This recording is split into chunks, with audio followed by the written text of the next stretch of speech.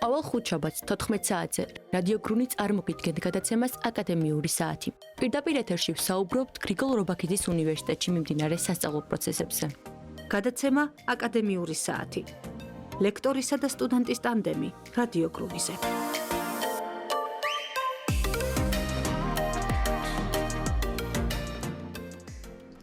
მოგესალმებით რადიო გრუნი წარმოგიდგენთ გადაცემას აკადემიური საათი, რომელსაც მე მარიგეთია გავუძღვები. დღეს ჩვენთან სტუდიაშია გრიგოლ რობაქიძის სახელობის უნივერსიტეტის მოწვეული ლექტორი და აწ უკვე მარკეტინგის ხელმძღვანელი ანი ხეცურიანი. ანი, დიდი მადლობა გადაცემაში სტუმრობისთვის. მადლობა თქვენი მოწვევისთვის, მიესალმებით თქვენს მსმენელს. კი ბატონო, შეგვიძლია რომ პირველ კითხვაზე გადავიდეთ ჩვენი ნებართვით. რა სიახლეებით ხდება გრუნი ახალ სასწავლო წელს, რომ მოგვიყვე, ასე ვთქვათ?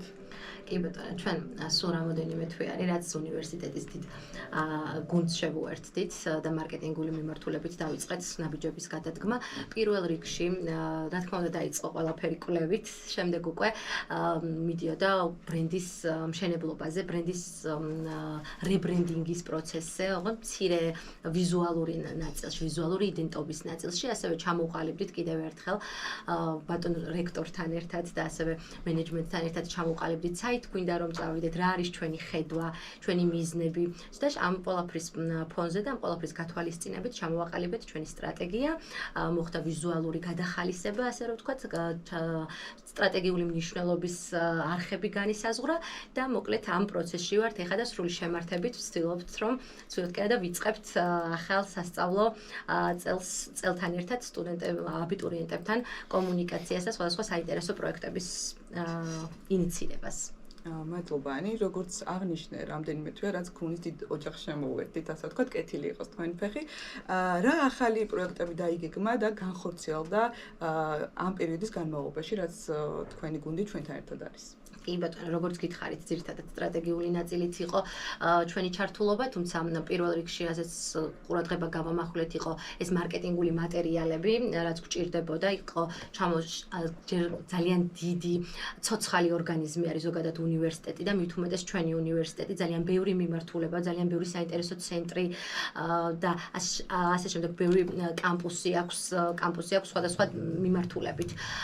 და ყველას გავეცანით პირველ რიგში და ძალიან დიდი დრო დაგვჭირდა ამისაც რომ სრულფასოვნად გაგვეგო რასაკეთებდნენ ეს ადამიანები წლების განმავლობაში და ძალიან საინტერესოდ საქმიანობდნენ და ამ ყველაფრის გავაერთიანეთ ეს ყველაფერი და ერთგვარ გზამკვლევში შევიტანეთ, რომელიც უკვე იბეჭდება, ახლა ფოტოსესია იგეგმება სულ მალე ჩვენი სტუდენტების და ახალ სტუდენტებს ველოდებოდით პირველ კურსელებს მათი ჩართულობით რომ გავაკეთოთ ახალი ფოტოსესია და ახალი გზამკვლევი იყოს უკვე ხელმისაწვდომი როგორც სტუდენტებისთვის, ასევე ახალი აბიტურიენტებისთვის. გქონდა რამოდენიმე კამპანია, რომელიც ძირითადი ლაითმოტივი იყო ის, რომ სტუდენტებს, აბიტურიენტებს კარგად ეფიქრათ მათ მომავალ ნაბიჯზე და ჩვენი მთლიანი ესე რომ ვთქვათ, ფოკუსი გასწორებული იყო იქეთკენ, რომ დავხმარებოდით აბიტურიენტებს თავის უნარებთან ავთენტური და შესაბამისი პროფესიის არჩევაში, იმიტომ რომ მიუხედავად იმისა, რომ ბოლო თვეები იყო უკვე გამოცდებამდე დარჩენილი, მაინც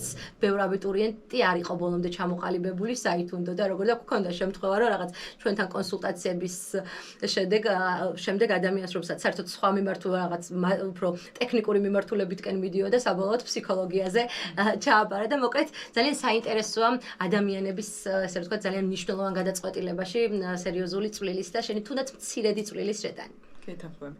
ასევე ვფიქრობთ, რომ წელს იყო რაღაც განსაკუთრებული ველკამი პირველ კურსელების დახვედრის ცერემონიალი, თქვენთვისაც პირველი იყო. და როგორ შეაფასებდით ამ ღონისძიებას, ასე ვთქვათ? პირველ რიგში გულისწყეტით მინდა ის თქვა, რომ უშუალოდ ველკამის დღეს არ ვიმყოფებოდი საქართველოში, ძალიან ობიექტური მიზეზის გამო. საპატიო მიზეზის გამო.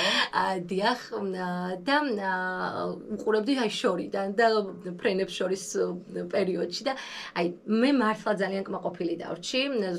ჩვენ თუნდაც გამოკითხვაც გქონდა რაღაც უკავშირი მივიღეთ როგორც ადმინისტრაციის წევრი და რა თქმა უნდა პირველ რიგში საინტერესო იყო სტუდენტების უკავშირი. და რა ვიცი, ძალიან დადებითად შეაფასეს, ძალიან ყველა ახრთოვანებული დარჩა როგორც მივხვდი რაღაც ჩვენი გრანდიოზული ტორტიც და რა ვიცი, ვცდილობდით რომ ამ მიმართულებით საერთო ტრენდს და საერთო ჰაიპს არ ჩამორჩენილიყავით. კი.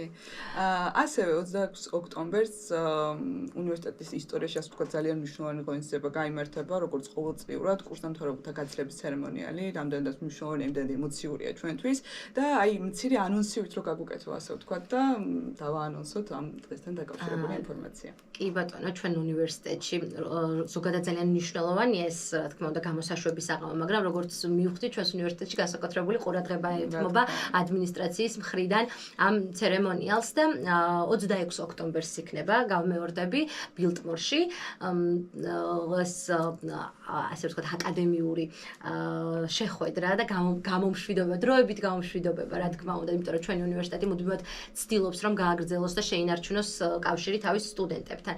იქნება ბილტმორში და ძალიან მაღალ დონეზე, როგორც ეს უნივერსიტეტის ტრადიცია არის ამ ღონისძიებასთან დაკავშირებით, ესე გაიმართება და განხორციელდება.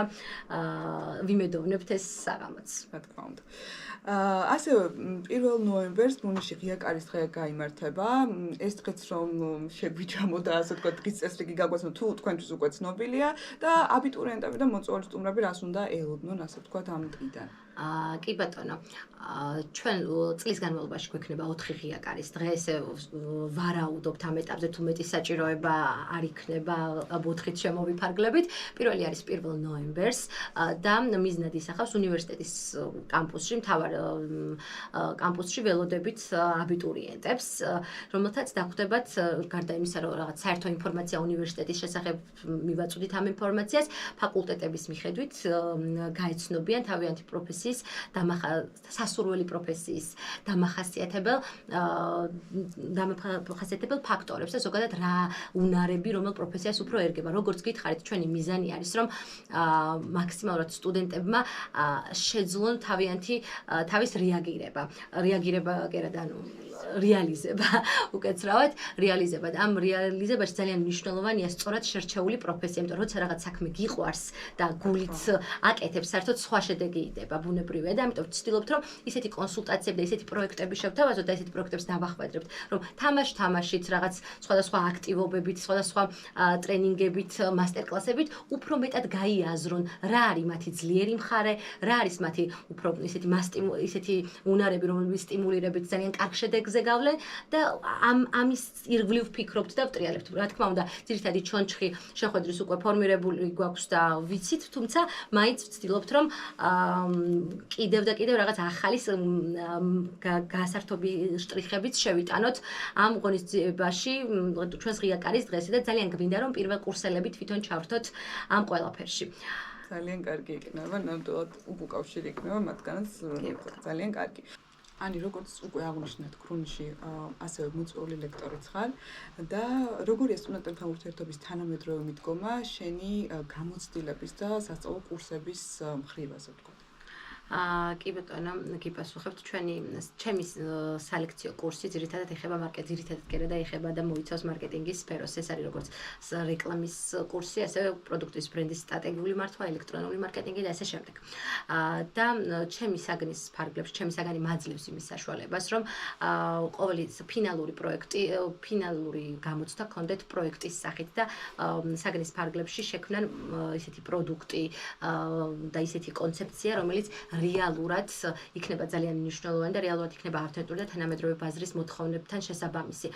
მთელი სემესტრის განმავლობაში ჩვენ რა თქმა უნდა თეორიულ საკითხებსაც განვიხილავთ, თეორიულ საკითხებს განვიხილავთ ძირითადად, თუმცა გვაქვს სასემინარო საათი, სადაც პრაქტიკულ კომპონენტებზე გვაქვს ყურადღება გამახვილებული და ნელ-ნელა სემესტრის ბოლოს ქმნიან ბრენდის კონცეფციას, დაწყებული ბრენდის იდენტობით, მისი სიტყვის, საქმის, აქციელის სტილით, აი ნებისმიერი მიმართულება და ის სრულფასოვან ფაილს ქმნიან, აი ისეთ ფაილს, რომელსაც ესე რომ ვთქვათ, მარკეტინგული სააგენტოები ძალიან დიდ თანხას ადებენ ხოლმე და ჩვენ სტუდენტებს მართლაც ამ კურსის ფარგლებში საკმაოდ ისეთი ცოდნა ეძლევათ, რომელიც რეალურად პრაქტიკაში არის შესაძლებელია მისი კონვერტირება, ესე რომ ვთქვათ.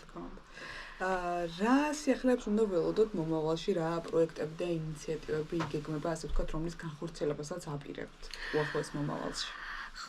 ჩვენს ძალიან მალე დავაანონსებ და პირველი თქვენთან ვიტყვით მაშინ რომ ვაკეთებ ძალიან დიდ სტაჟირების პროგრამას, ძალიან დიდ დაახლოებით 20 სტაჟიორი გვეყოლება მარკეტინგის დეპარტამენტში, რომელიც სხვადასხვა მიმართულებით ჩვენთან როგორც იცი არის როგორც კოპირაიტინგის მიმართულება, ციფრული მარკეტინგის კუთხით კიდევ უფრო მეტი ადამიანი არის ჩართული როგორც გრაფიკული მიმართულება, ასევე ვიდეო კონტენტ კრეატინგი და ზოგადად სტრატეგიული მიმართულება.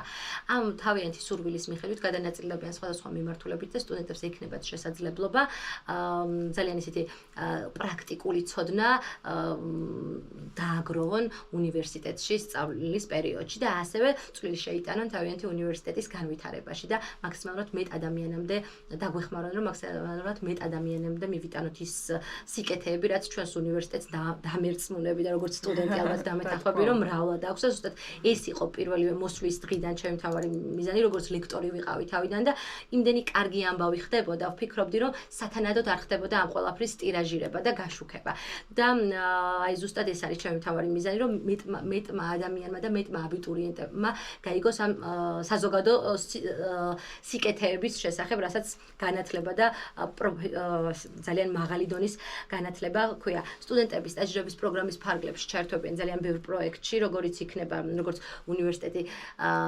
მოახდენს ინიცირებას ოლიმპიადების იმიტირებული თამაშების როგორ იქნება როგორც გასართობი და შემეცნებითი როგორც ამ ორი მიმართულების სინთეზი რეგიონი საქართველოს მასშტაბით ძალიან ბევრ სკოლაში მივალთ ძალიან ბევრ ისეთ ადგილზეც მივალთ სადაც რთულია ხოლმე მისვლა მაგალითად გვინდა რომ დავიწყოთ ძალიან ისეთი კუთხეებით როგორც არის მაგა პირობითად ბარის სახოში გვაქვს ახლა ვიზიტი დაგეგმილი და ეს სტუდენტები მივლენ და ესაუბრებიან მათ ანბანით, ან რას გულისხმობ ამაში მაგალითად ბიზნესის ანიბანი რომ ვესაუბროთ რა არის მარკეტინგი, რა არის მენეჯმენტი, ასევე ნებისმიერი მიმართულებით, ყველა იმ მიმართულებით, რაც უნივერსიტეტს გააჩნია და შევეცდებით რომ აი მათ კიდევ ერთხელ რაც თქვით რომ ჩვენი მიზანია მათ უნარებთან რელევანტური პროფესიის არჩევაში დავეხმაროთ და შევიტანოთ ჩვენი თუნდაც მცირედი წვლილი.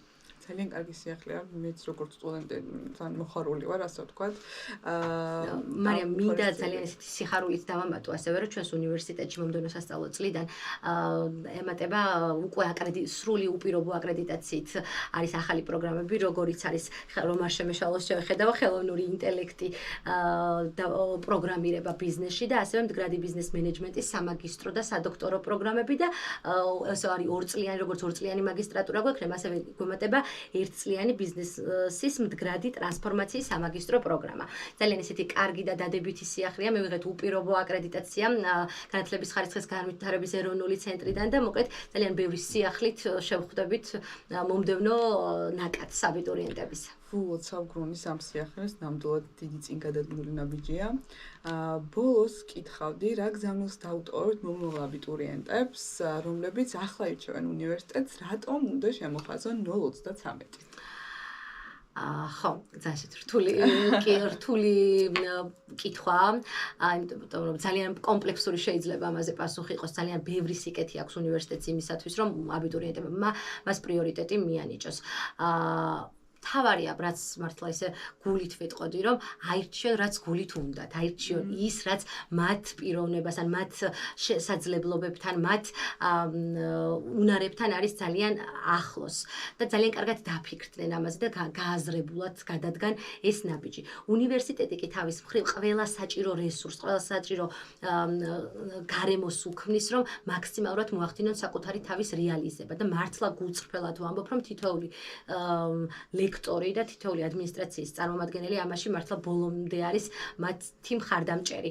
უნივერსიტეტში არის კარიერის დაგეგმვის ცენტრი, რომლის უპირობო და მთავარი მიზანი არის, რომ სტუდენტებს დაეხმაროს თავიანთი ცოდნის შესაბამისი დასაქმების გზების გაკვლევაში, ესე რომ ვთქვათ და ეს ჩვენი კურსდამთავრებულების 90%-ზე მეტი არის დასაქმებული.